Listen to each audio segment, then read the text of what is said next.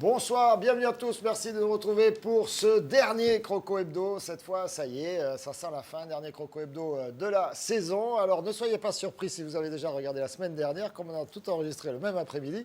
Il n'y en a qu'un qui est malin, qui a changé sa chemise, c'est Christophe Ché à mes côtés. Voilà, et parce qu'il est organisé, lui, c'est pas comme nous autres. Alors que regardez, là, cette chemise à carreaux d'Olivier, c'est la même. Voilà, sauf à se mettre torse nu ou à les mettre à l'envers, les chemises, c'est comme ça. Bon, voilà, enfin, le président Jory Gazo est avec nous, on peut l'applaudir. Avec le docteur Zolka également. Et puis, toute l'équipe, toute la classe de la Chambre des métiers du Gard, le CFA de la Chambre des métiers du Gard. Les métiers de bouche, c'est ça, je ne me suis pas trompé? Oui. Bravo, et puis nos amis habitués qui viennent à chaque enregistrement. Le mardi après-midi à TV Sud, on a parlé la semaine dernière de la première partie de la saison. On a fait tout comme vous aviez prévu, cher Christophe. On a absolument respecté le tableau de marche. On n'a même presque pas débordé, mais on fait un petit peu quand même. Allez, pour pas que vous ayez complètement travaillé pour rien, le top 5 du décibelomètre, c'est notre spécial top but ici, ça s'appelle comme ça, puisqu'on a des commentateurs qui savent monter en volume quand l'enthousiasme leur vient. On a corrigé, vous avez remarqué les problèmes de saturation quand même. De son, je sais pas, c'est une surprise, on l'a pas vu cette année. Le décibelomètre, le top 5, la sélection de Christophe Ché. C'est tout à fait subjectif. C'est parti.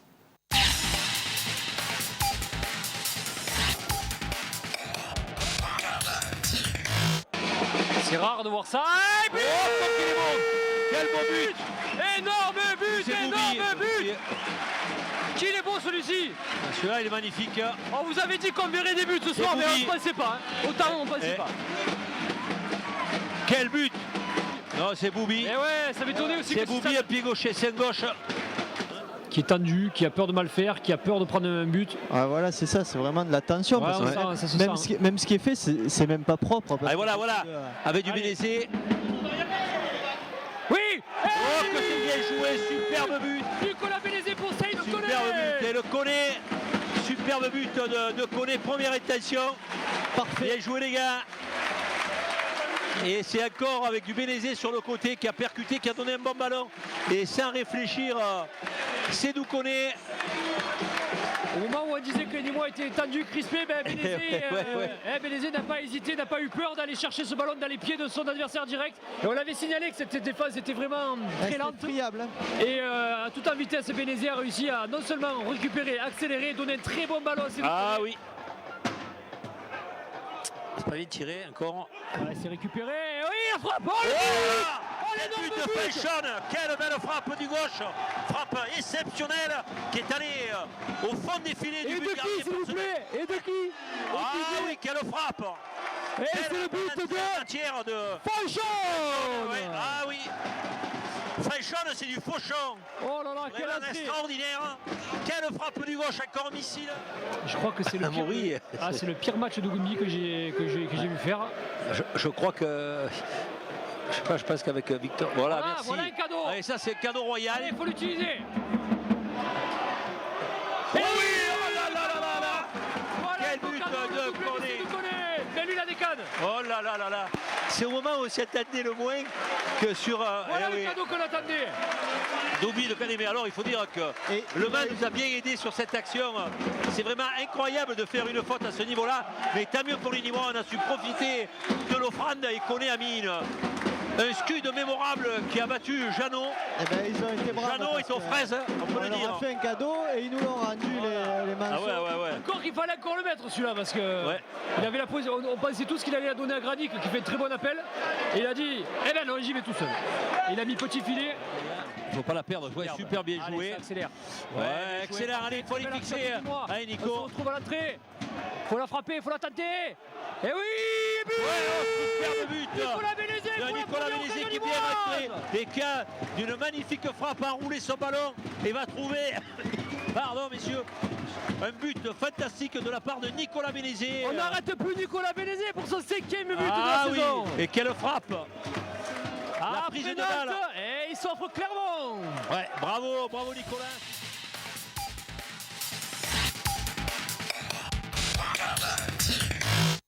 Allez, on en profite pour saluer le troisième homme du trio de commentateurs, Claude Martos, qui je ne peux pas dire qu'il ne rate pas un match, parce que des fois il ne vient pas, mais enfin qui est souvent là, au Costière. Très inspiré contre Auxerre pour le dernier match. Ah oui, non, mais inspiré. il est très très bon, surtout dans les commentaires culinaires, il comprendra.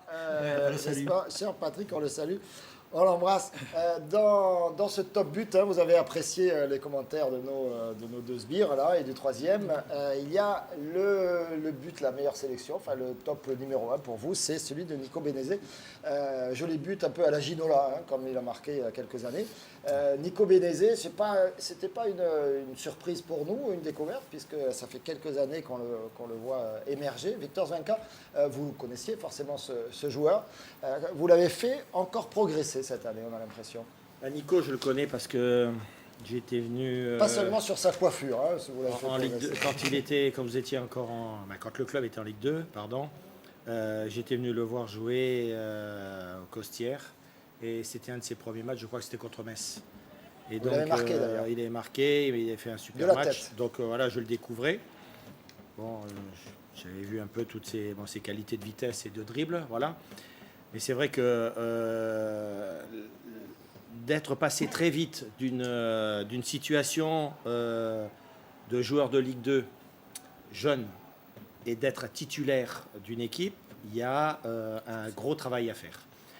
Et je crois quand même aussi qu'on lui a laissé pendant un certain temps jouer que sur ses grosses qualités. On lui disait, voilà, tu vas vite, tu dribbles, tu es capable d'éliminer, donc joue sur tes qualités. Et je pense que quand on arrive et qu'on a l'ambition de faire une carrière, il faut avoir une panoplie un peu plus importante. Et je crois que quand tu joues attaquant, vous avez pu voir aussi qu'en début de saison, je l'avais mis à droite, parce que moi j'aime bien jouer avec les droitiers à droite et les gauchers à gauche.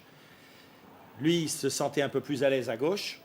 Donc j'ai pris un peu de temps avant de le mettre à gauche. Et en fin de compte, quand j'ai vu qu'il apportait tellement à l'équipe et puis qu'il était tellement performant, je me suis dit, voilà, on va le laisser à gauche. Donc il a fallu lui apprendre qu'un joueur de football, et notamment un attaquant, il n'est pas fait que pour attaquer. Il est aussi là pour se replacer, aider, défendre, être collectif, ne pas dribbler n'importe où. Et donc à l'entraînement, et c'est vrai qu'on a parlé tout à l'heure de la Coupe de la Ligue, j'avais vu quand même dans les matchs et dans ma préparation qu'il avait un gros défaut.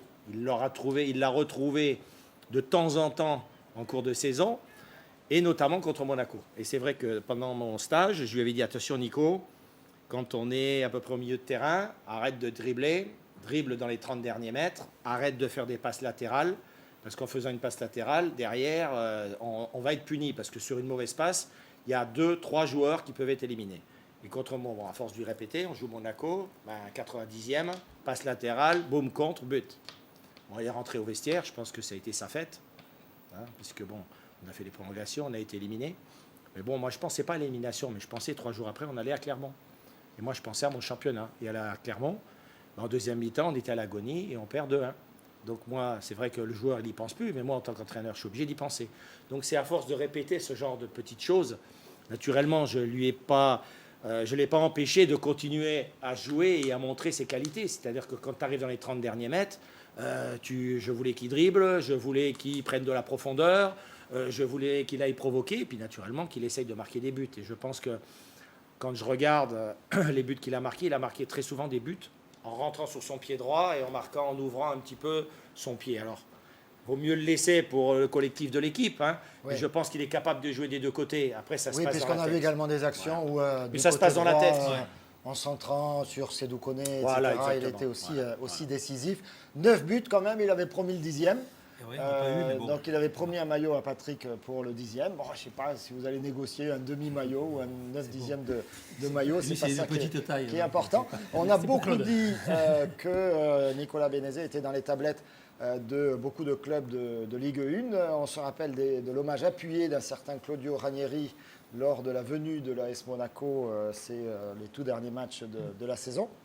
Justement, une info là-dessus, Président, vous en êtes où avec Nico Bénézé ? Oui, on est en contact avec son agent. Donc, je lui dis de me faire parvenir les offres et non pas les intentions. Les offres concrètes, quoi. Vous voulez du concret, donc, jusqu'à ce jour, et je pense qu'il va en avoir, jusqu'à ce jour, ça date d'avant-hier, j'ai eu le président de Bastia qui m'a téléphoné, qui m'a dit qu'il allait me faire une offre avant le 12 de ce mois, parce qu'on doit se voir à des réunions de présidents le 12 et le 13 juin. Donc à ce jour, je n'ai pas d'autres offres, mais bon, je pense qu'il y en aura d'autres parce que Nico le mérite et comme on l'a dit, avec le coach, il a déjà beaucoup donné pour le club et il pouvait partir quand on a joué à National, cette saison écoulée. Donc on lui ouvrira la porte à une condition quand même, c'est que effectivement toutes les parties s'y retrouvent parce qu'un centre de formation ça coûte cher et il est bien évident qu'il faut qu'il y ait une indemnité de transfert. Surtout qu'il lui reste qu'un an de contrat, je crois. Il lui reste qu'un an de contrat. Alors, Nico Bénézé, on en a parlé, des grandes satisfactions de cette saison. Et puis la saison qui avance. Ce recrutement, vous l'avez évoqué en fin de dernière émission, au Mercato, avec Nouri et Fanchon. Ça vous a stabilisé notamment la défense et ce côté gauche avec Jean-Alain Fanchon, que vous avez titularisé vraiment tout de suite et que vous avez maintenu. C'est vrai qu'on l'a souligné. C'est vraiment une des belles pépites de ce Nîmes Olympique. Il est en prêt, c'est un peu compliqué l'histoire. Moi, vous me l'avez expliqué 10 fois, mais je n'ai pas compris. Ah, il est en prêt, tout ça. Il est en prêt, tout ça. Est-ce que le prêt va être renouvelé?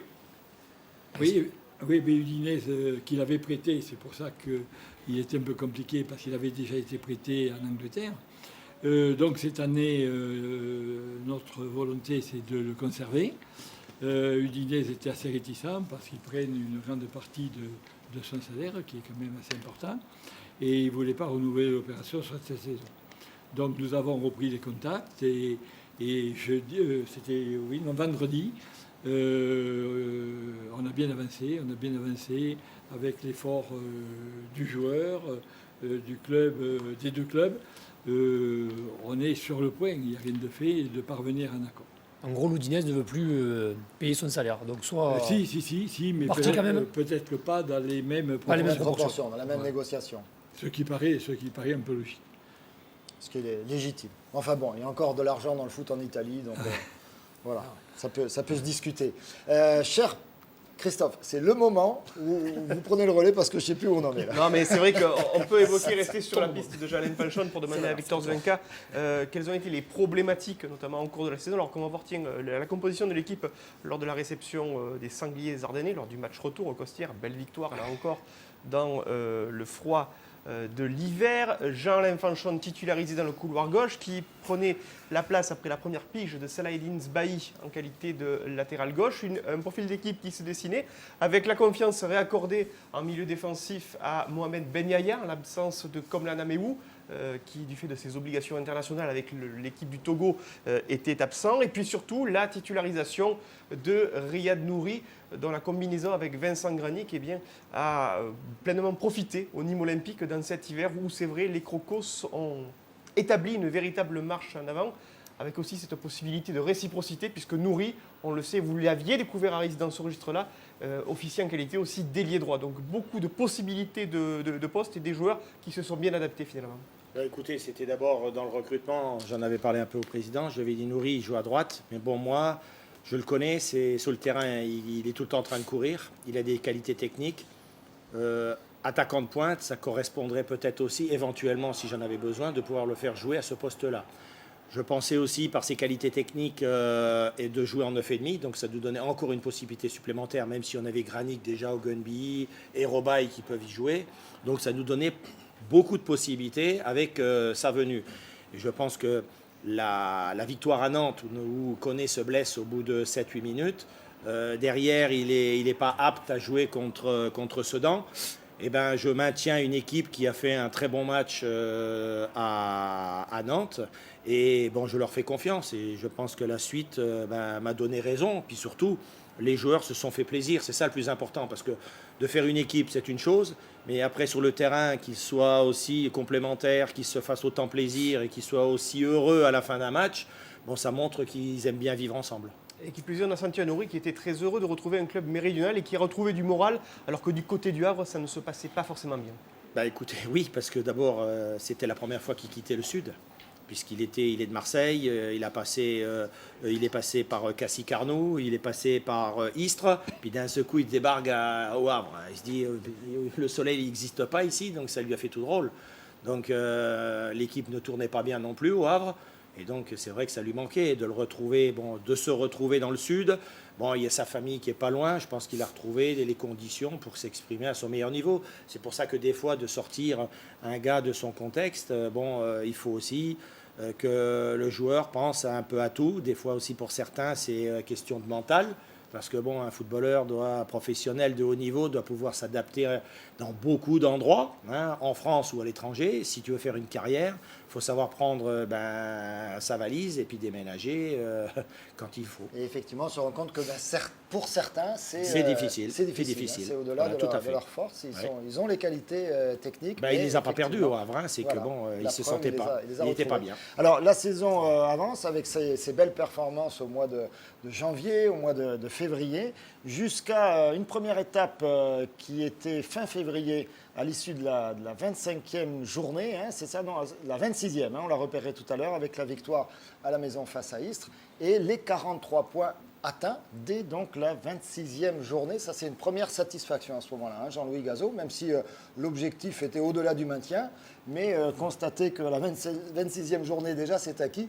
Là encore, il y a longtemps que ça ne nous était pas arrivé. Oui, c'est un peu mathématique, 43 points, puisque la saison où on s'est maintenu, Amiens était descendu avec 44 points. Mais c'est vrai que ça faisait quand même quelques temps où on ne le claironnait pas, mais le maintien était pratiquement assuré. Donc ça a été une confirmation. Et c'est vrai qu'on a pu se tourner peut-être sur des ambitions un peu plus hautes. Voilà. Donc, mais c'est vraiment symbolique parce que ça faisait un petit moment que... Oui, vous sentiez que ça... Voilà, on était sur la bonne voie. Alors, effectivement, ce symbole, c'est le maintien. Et puis, 2 journées plus tard, après un déplacement un peu douloureux à Guingamp, vous faites une déclaration au micro de Christophe Chier, ici présent.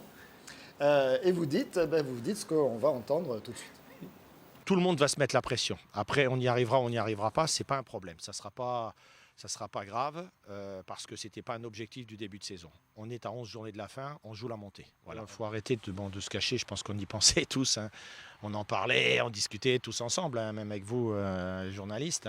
Donc nous, on est prêts à ça.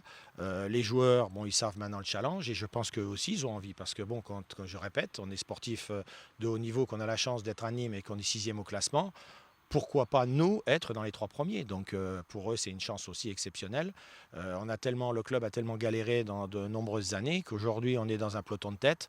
Donc il faut faire la course comme si on était un prétendant à la montée. Voilà, il faut viser la montée. Écoutez, nous, on va viser la pause, puisque sinon, on ne va pas y arriver. On se retrouve dans un instant pour la deuxième et dernière partie. Attention, on va lâcher une petite larme à la fin, n'est-ce pas? Comme chaque fin de saison de Nîmes Olympique et du Croco Hebdo. Allez, à tout de suite pour la deuxième partie de Croco Hebdo.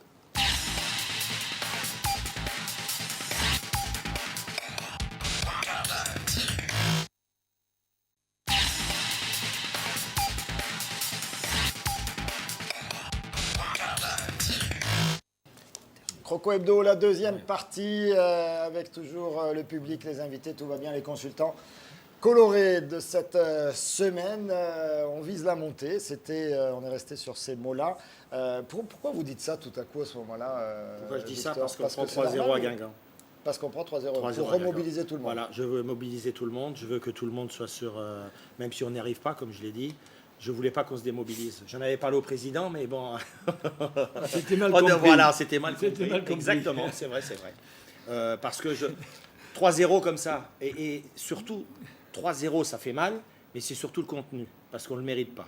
Et on mérite au moins le match nul à Guingamp, parce que je dis que même le match nul, j'aurais été déçu à la fin du match. Alors quand tu en prends 3, c'est encore pire. Pour les joueurs dans le vestiaire, ils étaient abattus, parce que pour eux... Solide équipe quand même, en face, qu'il a prouvé puisque c'est eux qui montent. Même solide, je pense qu'on les avait bousculés. Ils ont joué à la Limoise. Eux, ils ont joué, ils avaient le triomètre à 0, comme on dit, ils avaient peur. Ils ont joué à la Limoise. Et donc, à 1-0, ils ne savaient plus quoi faire. Et je pense qu'on mérite de revenir à quelque chose. Et à la fin, j'entendais les joueurs qui disaient « Mais tu te rends compte, en face, ils sont nuls, on a pris 3-0 ». Donc moi, dans ma tête, on en avait parlé avec le président à la fin du match, on ne parlait pas de la montée, c'était pas ça, c'était pas de jouer la montée, mais on parlait de la déception de tout le monde. Et moi, dans les 2 jours qui en tournaient, j'en ai parlé, on ne s'est pas compris. Moi, je suis arrivé, j'ai dit, moi, à la fin de la semaine, quand vous allez venir, je vais vous mettre la pression tout de suite, on va jouer la montée. Je l'avais dit aux joueurs, j'ai dit, écoutez, maintenant, on ne se cache plus, on joue la montée. Donc voilà, c'était parce que j'avais peur que... on se démobilise et qu'on finisse la saison en roue libre. J'avais pas envie parce qu'avec le président, on avait fait des efforts. On avait dit qu'on voulait finir à la meilleure place possible. J'avais pas envie de finir en roue libre. J'avais envie de finir à la meilleure place, c'est-à-dire pourquoi pas 3e. Voilà. Alors il y aura après un match nul. Un match nul décevant à la maison face à Tours. Ça avait un peu cliné à ce moment-là. La victoire au Mans, la défaite face au Havre. On était tombé sur une solide équipe du Havre ce jour-là quand même. Moi, je suis pas déçu. Je suis pas déçu de la prestation. C'est vrai qu'ils étaient solides. On sentait une équipe solide. Mais bon, encore une fois, je reviens. Granic, 15 jours, il était 15 jours, 3 semaines arrêté. Nourri en équipe nationale. Pas dans Ogonbi, en équipe nationale. Nourri, interdit de jouer. D'accord. Et Bénézé qui était pas à son rendement. Pas à son rendement. Pas de commentaire sur l'absence de Riyad Nourri. Non, mais c'est un accord qu'il avait fini, donc on ne discute pas. Tout à fait. Le joueur il n'était pas, comment dirais-je, transféré, il était prêté. Voilà. Donc il appartenait toujours au Havre. Et le président Louvel m'avait demandé à ce qu'il ne joue pas. Donc engagement respecté. Chose que j'avais acceptée. Donc, ce qui est logique, c'est normal. Là-dessus, il n'y a rien à dire. Donc on n'a pas joué avec notre équipe à son meilleur niveau. En plus de ça, c'est vrai que ce jour-là, c'est vrai que Koné joue. Il n'est pas non plus à son meilleur niveau. Je pense qu'on a été un petit peu... On n'a pas joué avec nos vraies qualités, avec notre force. Dernière chose, ça faisait pratiquement 15 jours qu'on n'avait pas joué. Parce que la journée, il y avait l'équipe de France qui jouait. On a joué encore plus loin puisqu'on a joué le lundi.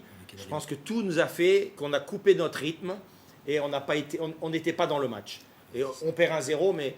C'est vrai que on peut dire que dans une saison, des fois, il y a des bons côtés, des mauvais et tout. Mais ce soir-là, on ne doit jamais perdre. On doit au minimum faire un match nul. La déception est énorme parce qu'on s'attend à mieux. Voilà.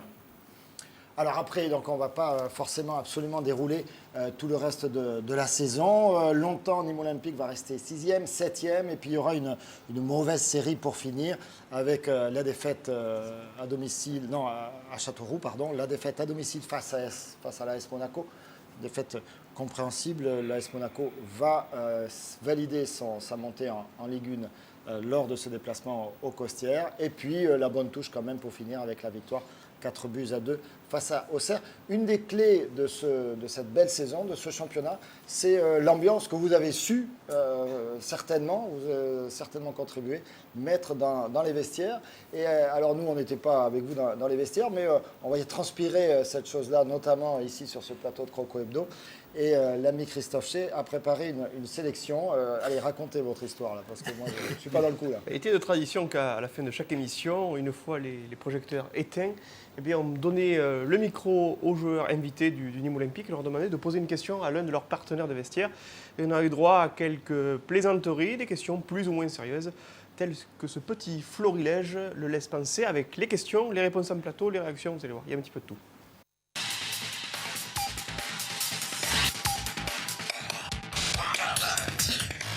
Salut Pierre, c'est John. Petite question.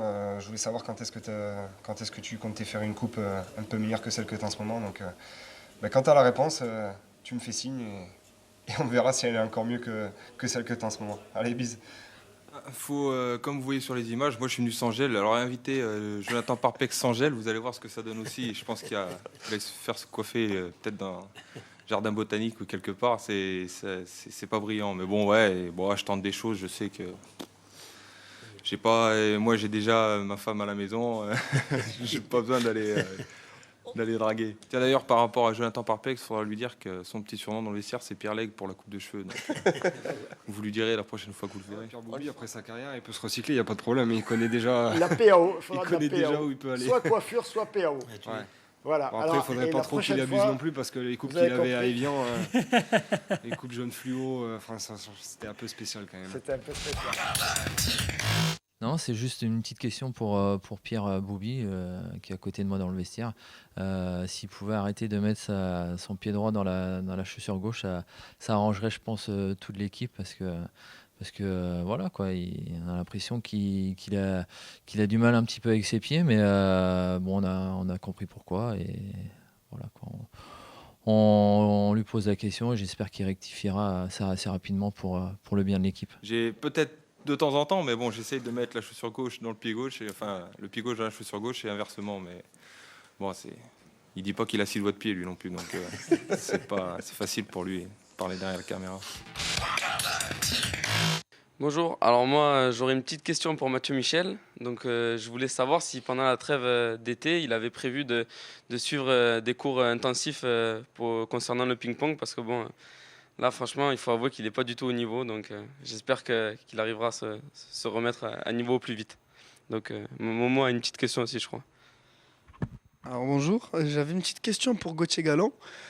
C'était pour lui demander tout simplement si sa copine lui avait donné l'autorisation de venir à Croco Hebdo, c'est tout. Mathieu, révise ton coup droit, Mathieu. C'est des malades. Si je suis là, c'est que j'ai eu l'autorisation. Non, non,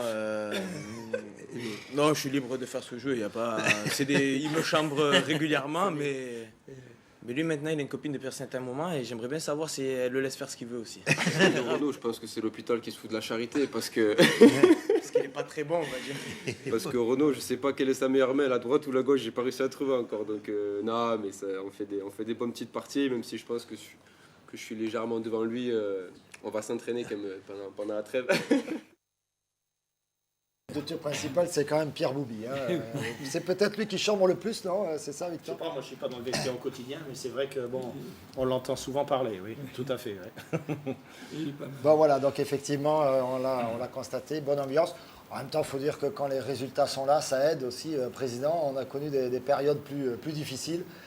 Tant mieux d'avoir profité de celle-là. Oui, ce que je voudrais dire, parce que quand même, nous sommes dans le trio de tête en classement, c'est le fair play.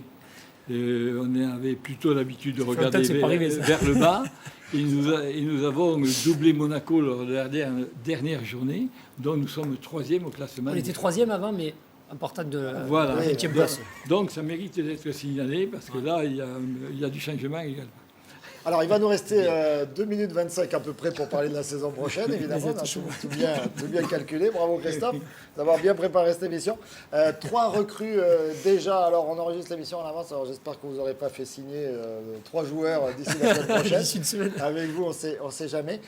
Toujours cette politique de recrutement. Peut-être on donne les noms des 3 premiers joueurs. Oui, avec un petit tableau récapitulatif ou bien les images des 3 joueurs. On rappelle la signature le 3 juin dernier du défenseur de Châteauroux, Romain Sartre, défenseur central qui rejoint également les autres joueurs qui sont venus et qui ont été présentés à la fin du mois de mai, que ce soit Jérémy Cordoval, le latéral droit en provenance de Créteil, ou encore l'attaquant Samir Benmeziane qui nous vient d'Uzès Pont du Gard, alors qu'on voit ici Romain Sartre et là Samir Benmeziane lors de sa présentation. Les 3 nouvelles recrues officielles du Nîmes Olympique, pendant qu'ont été prolongées notamment Rolien Bosch, Moritala Ola Ougounbi ou encore Riyad Nouri, Pierre-Paul. Et alors, Victor et Jean-Louis, on vous a avec nous. Combien de recrutements encore prévus? Il y a eu beaucoup de départs en cours de saison. Hein. Le vestiaire est un peu allégé. Ça veut dire que vous allez le remuscler encore dans les jours qui viennent, les semaines qui viennent? Donc je vais laisser la parole à Victor au niveau des notes. Ce que je voudrais dire, c'est qu'effectivement, ceux qui n'ont pas été renouvelés ne sont pas ou n'étaient pas des titulaires à part entière. Et que nous avons appliqué une méthode de recrutement qui était celle un peu de la saison passée, c'est-à-dire de régler déjà le problème des joueurs que nous avions, sous contrat ou hors contrat, et que nous ne sommes pas partis à la pêche, parce que on a bien travaillé sur le fond, mais qu'on a une méthodologie, c'est-à-dire de recruter poste par poste, et de ne pas tout mélanger à la fois. Donc on a eu 3 recrutements, maintenant on va partir sur un seul recrutement dans l'immédiat, et s'il y a le départ de Médé sur un autre. Donc je laisse la parole à Victor pour vous en dire un peu plus. Donc un recrutement plus un deuxième recrutement, plutôt dans quelle ligne alors? Écoutez, on va essayer, même si au milieu de terrain, il y a quand même de la concurrence déjà. On voudrait amener un petit plus à notre équipe avec un joueur d'une belle expérience à ce niveau qu'on nous demande l'année prochaine. C'est-à-dire que ce joueur va nous apporter un peu de technique, un peu d'expérience, un peu aussi peut-être dans le vestiaire, dans les matchs difficiles, nous essayer de nous guider, de nous aider. Ils vont chercher un remplaçant à Bénézé au cas où il partirait. C'est logique. Toujours dans le même registre, percussion, rapidité. Je pense, oui. Après, on verra. J'ai déjà acté, on m'a déjà contacté. J'ai des joueurs que je connais. Pour l'instant, j'ai juste noté, j'ai mis une liste. On en a parlé un petit peu comme ça avec le président, mais tant que Bénézé n'est pas parti, on ne veut pas avancer dessus parce que donner de l'espérance à des joueurs de venir chez nous, on le fera que quand on sera sûr d'un départ. Alors maintenant, c'est sûr, il reste plus qu'une minute, sinon j'ai les oreilles qui vont allonger. Président Gazo, l'objectif de la prochaine saison, là c'était entre 12 et 8, on a fait 8, on a même espéré, pourquoi pas, l'accession au cours de saison. Qu'est-ce qu'on peut se donner comme objectif la saison prochaine? L'objectif, il est ambitieux, comme nous le sommes. Et c'est-à-dire d'aller toujours plus haut. Donc l'objectif est de faire mieux que cette saison. D'aller le plus haut possible. Victor, vous l'avez traduit, il vous l'a traduit comment? Non, mais le président a bien répondu parce que, vous savez, on peut pas annoncer comme ça en début de saison, te dire on va jouer à la montée. C'est pas vrai, tu peux pas l'annoncer. Je pense qu'aujourd'hui, on a essayé avec le président de garder un maximum de joueurs. Bon, il y a une possibilité de partir pour un joueur il lui reste 1 an et le président on avait promis de le laisser partir s'il faisait une bonne saison et c'est ce qui s'est passé. Donc Bénézé, s'il devait avoir des propositions qui correspondent à ce que le club attend, pas de problème.